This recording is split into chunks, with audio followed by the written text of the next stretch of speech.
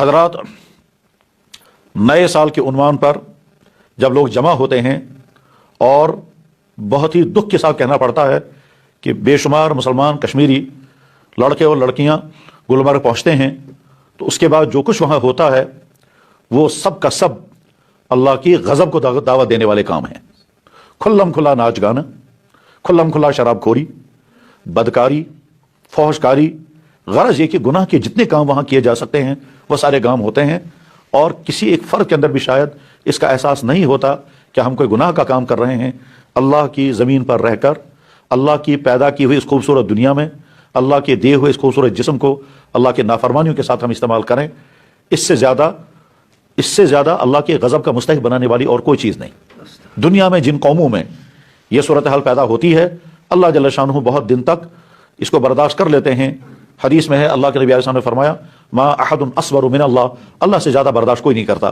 اللہ تعالیٰ شانہ برداشت کرتے ہیں، لیکن جب کوئی قوم حد سے گزر جاتی ہے تو اس کے بعد پھر اللہ کے فیصلے آتے ہیں اور پھر ان قوموں کو تباہ کرنے کے اسباب جمع ہو جاتے ہیں۔ جن چیزوں سے کسی قوم کو حیات ملتی ہے، انہی چیزوں کو اللہ تعالیٰ ان قوموں کو تباہ کرنے کے لیے استعمال کرتے ہیں۔ وہ کبھی سیلاب کی شکل میں، کبھی زلزلوں کی شکل میں، کبھی انسانوں کے ذریعے سے انسانوں کے ظلم کی شکل میں، کبھی بیماریوں کی شکل میں، اور کبھی نافرمانیوں کی شکل میں، کبھی گھروں میں تضادات اور لڑائیوں کی شکل میں یہ ساری مصیبتیں نمودار ہوتی ہیں۔ حضرات، بہت سارے والدین شاید سمجھ نہیں پاتے کہ ہم اپنے نوجوان لڑکوں اور لڑکیوں کو کہاں بھیج رہے ہیں اور وہاں جا کر کیا کریں گے، اور بہت سارے والدین شاید ایمانی غیرت اور اسلامی حمیت اور ضمیر کے اعتبار سے اتنے خالی ہو چکے ہیں کہ ان کو اس کی بھی پرواہ نہیں ہے کہ ہمارے نوجوان لڑکے اور لڑکیاں وہاں جا کر کیا کریں گے اور وہ واپس کون سا کردار لے کر کے آئیں گے۔ اور بہت سارے والدین کو شاید خبر بھی نہیں رہتی ہے، ان کے بچے لڑکے ہوں یا لڑکیاں ان کو دھوکہ دے کر کے کوئی کسی دوست کے ہاں ملنے، کوئی کسی سہیلی سے ملنے کے بہانے نکل جاتے ہیں، اور اس کے بعد پھر وہاں